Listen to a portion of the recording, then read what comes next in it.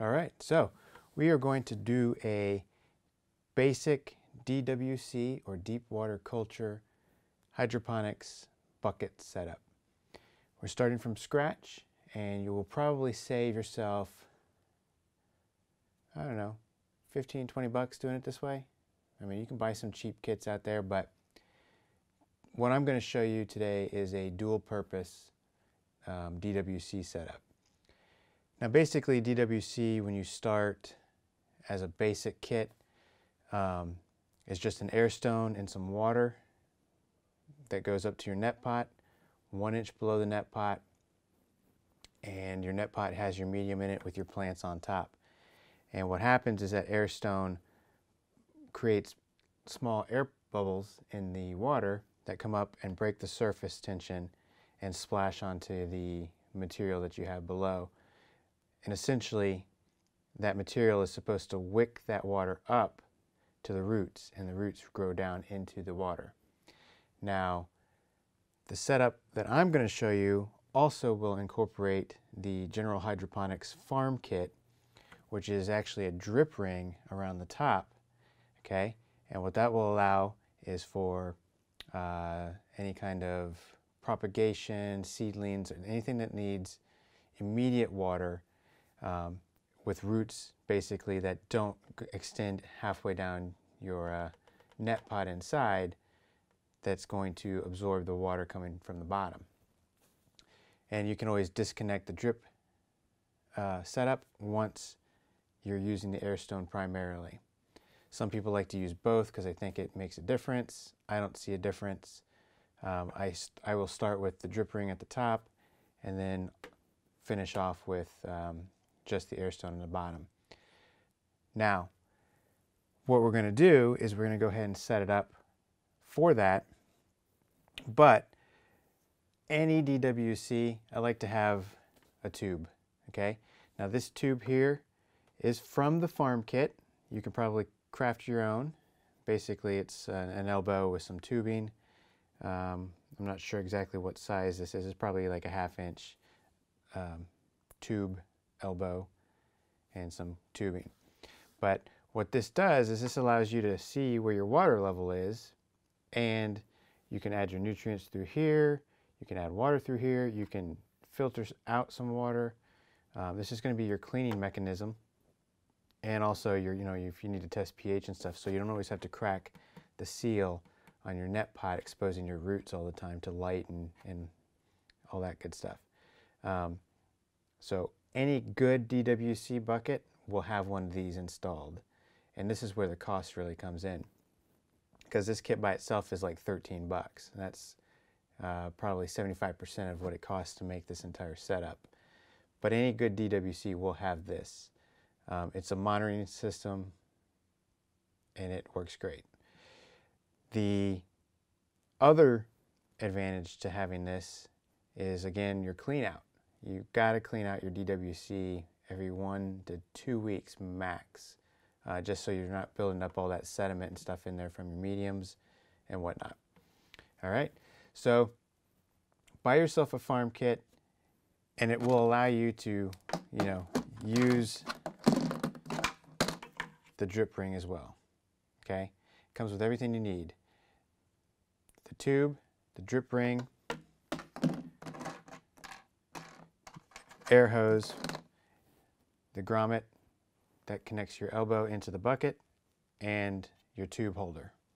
So with that said, you really only need a drill with a 1/4 inch bit and something that will allow you to drill the hole for your grommet.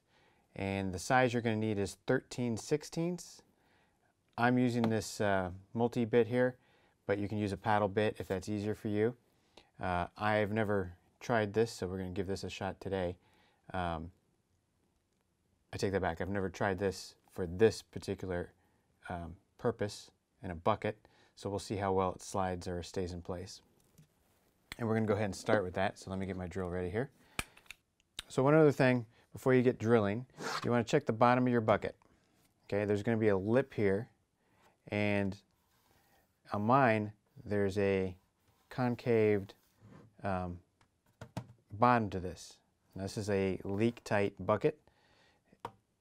It's black. I would suggest nothing but black. Now, this particular bucket goes in about 1/4 of an inch. Okay, which means I need to go at least 1/4 of an inch up from the bottom. That's where you can feel on my bucket where the base is on the side here, and I want to go about a 1/2 inch minimum to an inch above.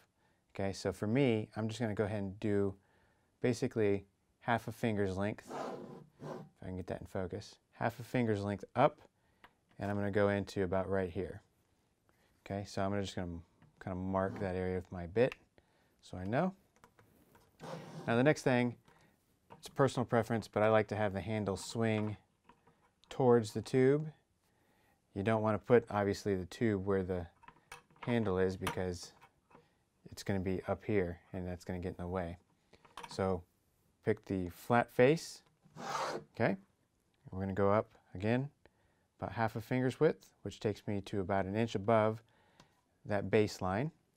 I'm going to try and center it up as much as possible here, so I got my mark in my eye, and here we go. Also take into account the size of the bit. So we went ahead and did that, and let me show you what we ended up with. So that's why I like using that bit. There's literally nothing inside. It spirals it up. This plastic is great, and you can see how far away from the base I am. Okay? So inside, it's literally about 1/2 an inch from the base. The next thing you're going to do is you're going to take that grommet, okay? And this one doesn't give a size either. So I'm just going to use a little bit of spit. And I'm going to work it in. So now that the grommet's in, we're good to go.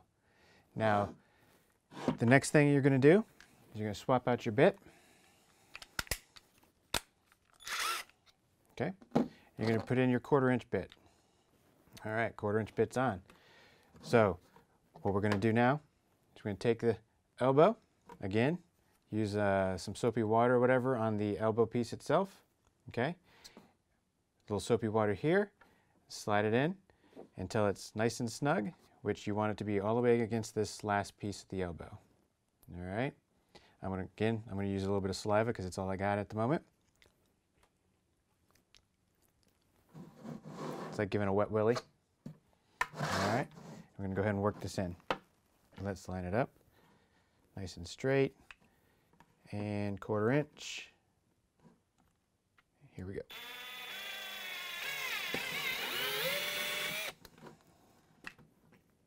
All right, pop the ring in. It clicks, and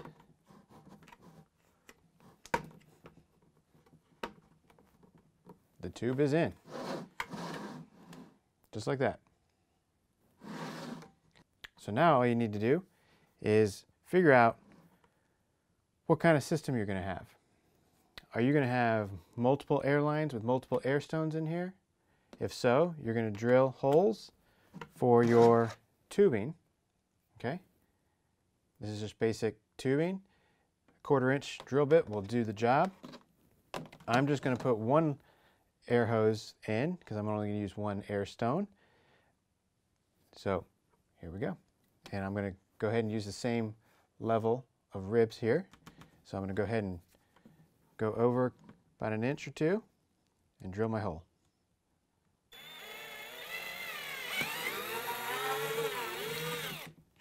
Perfect. All right, now as far as the basic DWC, so your air line will go in. You'll hook up your air stone once the line is in. It's going to drop down into the bucket. The reverse side will go to your air pump. And then your net pot. This here is a 10-inch net pot because I'm going to have some pretty big plants in here. They make these in multiple sizes. This was like $4 at the local hydroponics store, okay? This is just going to go right up on top here. It'll click down, and there's your DWC. Super simple, took less than 10 minutes, and that's with me doing the video. I've got 3 more buckets to do. I could do all 3 of them in less than 5 minutes. Now, here's the advanced DWC setup, okay? The advanced DWC setup, which I was just mentioning before, uses the drip ring, all right? So that with the drip ring, it's going to install,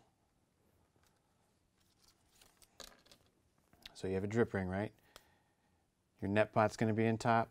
Your drip ring is going to be installed just like this, okay?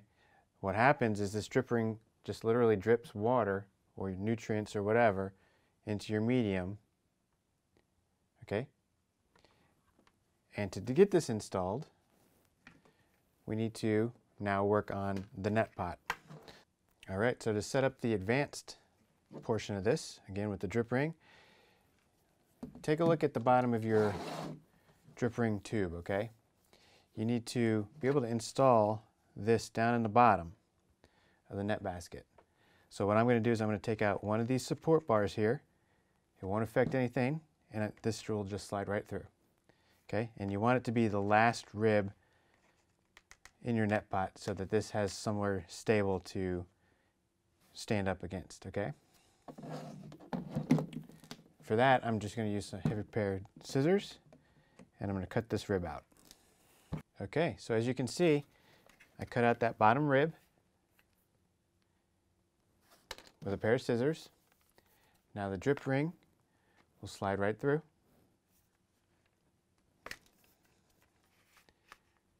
All right, just like that. And I don't know if this was done on purpose as part of the design, but there's a lip on the tube that actually stops right against that bar so it won't slide anywhere. Now you can take a zip tie, a small zip tie, and fasten this if you want. I find that I don't need to because I use Hydroton clay pellets in there, and it puts enough pressure against this that this won't move once it's filled up, and especially once they're wet. Now, all there is to it, okay, is to drop it in the bucket. You can position this pretty much anywhere in the bucket, and again, once the medium is in there, this will stay stable, okay? And for those of you that aren't familiar with how a drip ring works, let's pretend that instead of an air stone down here, we're going to take the air hose from the air pump, okay? Get this in focus here. And there's a little nipple at the top of this drip ring. And you just apply the air line right up on top, just like that. So it'll sit there like this. Not only with the drip ring, but as a DWC as well, this tube is still required. If you're using just the drip ring, this will still monitor your water level. You can use the drip ring by itself, the air stone by itself, or use both. Get the best of both worlds. It's up to you. You are the creator of your own hydroponic system at this point. Grow what you want, where you want, and spend less money doing it. All right, well, I hope you learned something. Please feel free to comment, send me some messages if you need some assistance. I will add one more tip, and I'll do a video on this later, but use a 1 gallon milk jug or something like that.